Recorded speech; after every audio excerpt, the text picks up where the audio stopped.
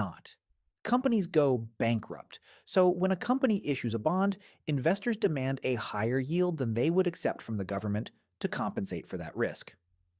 The gap between safe government bonds and risky corporate bonds is called the high yield spread. When that spread is narrow, investors are calm. When it widens, the bond market is saying it expects trouble: defaults, layoffs, missed payments. The high yield spread is one of the cleanest signals of corporate stress available to the public, and it moves before most economic data does. The same relationship works in reverse when fear spikes. When investors think a recession is coming, or when a financial shock hits, a war, a banking crisis, a credit downgrade, they sell stocks and corporate bonds and rush into US Treasuries. The move is called a flight to quality. It pushes Treasury prices up and Treasury yields down, sometimes within hours. This is also why, in most periods, stocks and bonds move in opposite directions. When stocks sell off, money flows into bonds, which pushes bond prices up and softens the blow on the overall portfolio. That balance is what made the 60/40 portfolio work for half a century. The reason 2022 was so destructive, the reason the safe sleeve failed, was that the cause of the sell-off was rising interest rates, and rising rates are poison to both stocks and bonds at the same time. The hedge broke because the thing being hedged had become the thing causing the damage. The same logic shapes how investors price the stock market. Government bonds offer a guaranteed yield. Stocks offer a higher expected return, but with no guarantee at all. The difference between what investors expect to earn from stocks and what they could earn risk-free from a 10-year treasury is called the equity risk premium.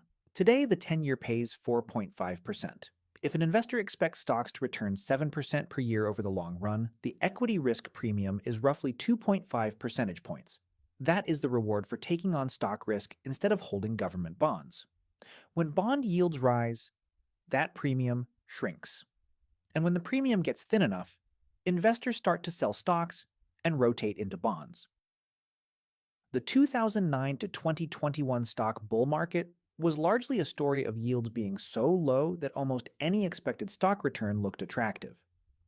The 2022 sell-off was largely the reverse. Yields rose, and the equity risk premium got squeezed.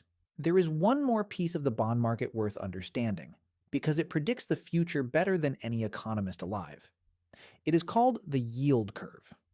The yield curve is a simple chart. It plots the yields on US Treasury bonds across every maturity, from 3 months out to 30 years. Right now, the 3-month Treasury yields 3.71%. The 2-year yields 4.09%. The 10-year yields 4.5%. The 30-year yields about 5%. Plotted on a chart, those points slope upward. Short maturities on the left, long maturities on the right, yields rising as you move from left to right. That shape is what economists call a normal yield curve, and it is the shape the curve takes in the large majority of all market environments. The logic is intuitive. The longer your money is tied up in a bond, the more compensation you require for tying it up. A 30-year loan is riskier than a 3-month loan because more can go wrong in 30 years than in 3 months. Economists call that extra payment the term premium, and it is the reason the yield curve normally slopes upward. Occasionally, the curve inverts. Short-term yields rise above long-term yields. The 2-year Treasury starts paying more than the 10-year. When that happens, the bond market is making a specific prediction. It expects the Federal Reserve to cut rates within the next year or two, because it expects the economy to slow down enough that the Fed has no choice.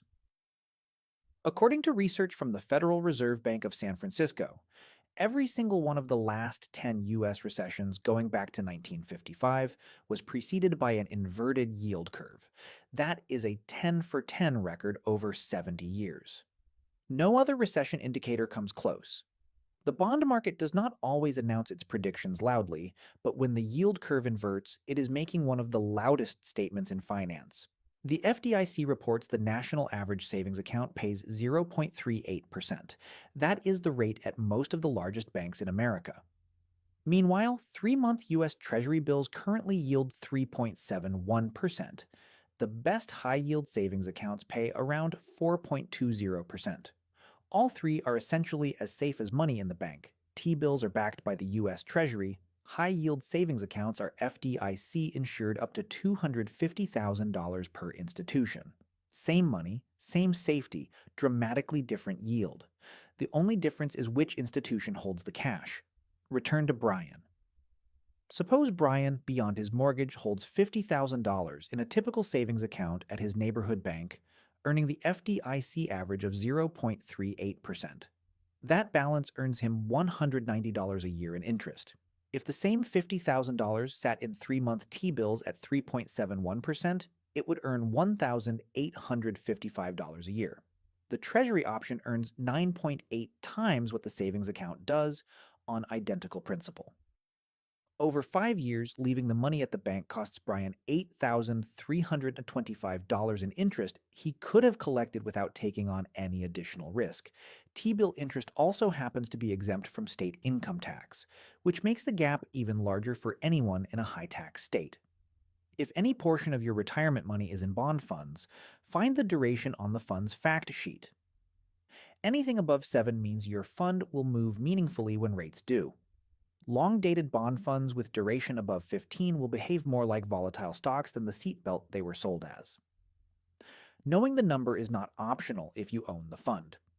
If inflation is a specific concern, the U.S. Treasury issues Series 1 savings bonds, which pay a composite rate that adjusts with inflation.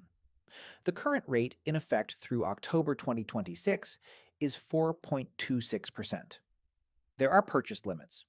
$10,000 per person per year through Treasury Direct. But for cash that needs to keep up with the cost of living, I-bonds are the most direct inflation hedge available to a regular saver. The 10-year Treasury yield takes 5 seconds to look up. When it climbs, mortgages, car loans, and corporate borrowing climb with it. When it falls sharply, the bond market is usually bracing for a slowdown. It is the closest thing the economy has to a check engine light, and now you know what it means.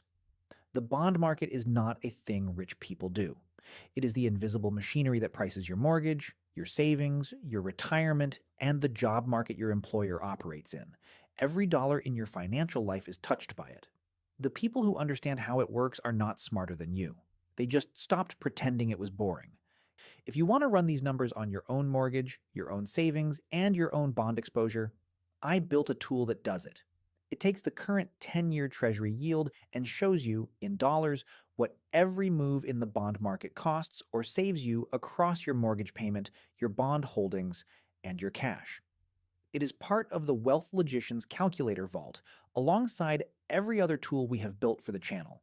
Becoming a member gets you the whole vault and a community of people who are actually doing the math. If that sounds useful, the link is in the description. Hit like if this connected dots for you, subscribe if you want to do the math on the next one, and I will see you in the next video.